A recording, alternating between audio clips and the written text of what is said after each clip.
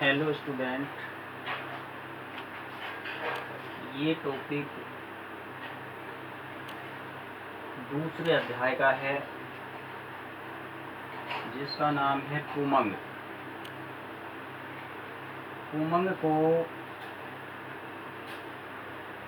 पुंकेसर कहते हैं। पुमंग को पुंकेसर कहते हैं। किसी पादप के पुष्प में पुंकेसर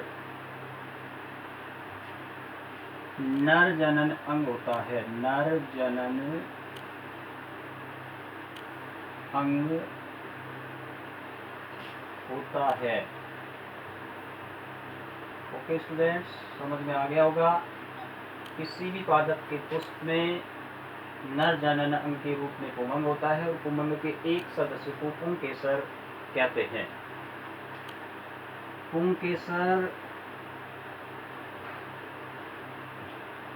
संरचना की दृष्टि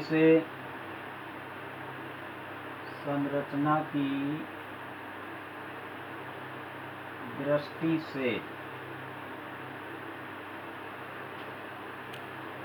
दो भागों से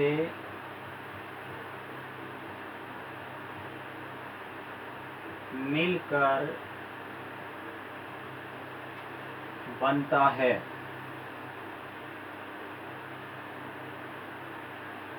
जिनको क्रमशः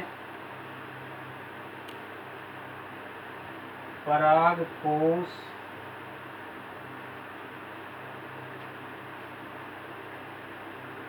पुतंतु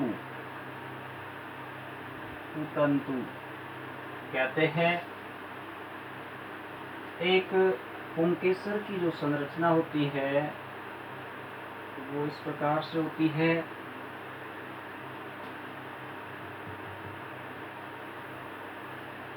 ये पुंकेसर का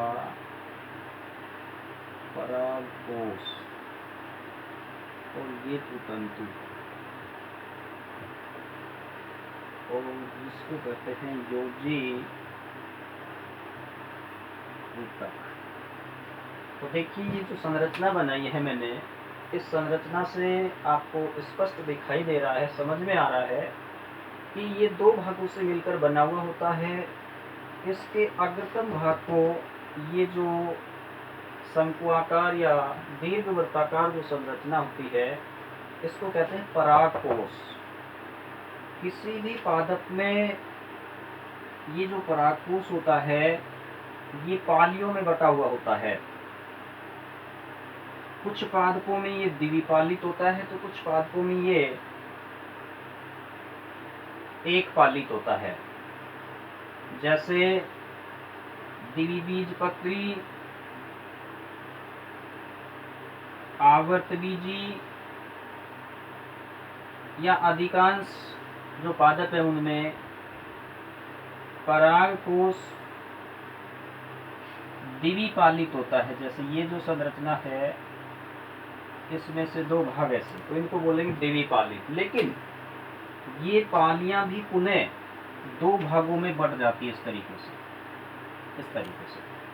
तो इस तरीके से दो भागों में बट जाने के पश्चात ये पालियां जो होती है कुल मिलाकर के 1, 2, 3 और 4 कक्षकों में बढ़ जाती है। 4 कक्षक। इन 4 कक्षकों को लघु बीजाणु धनी भी कहते हैं।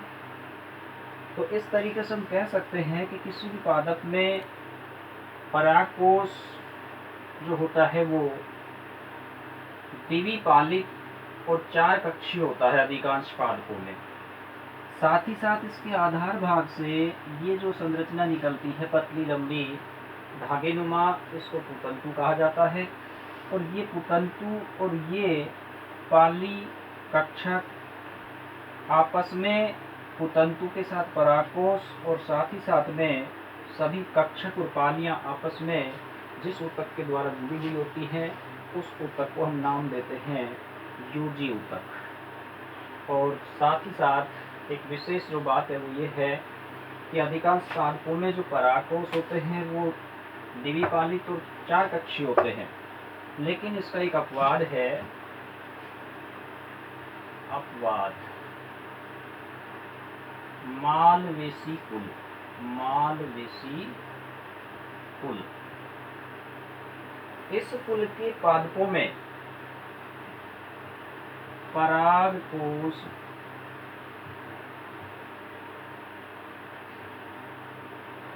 एक पालित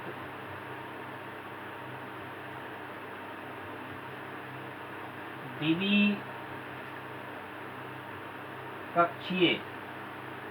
होते हैं,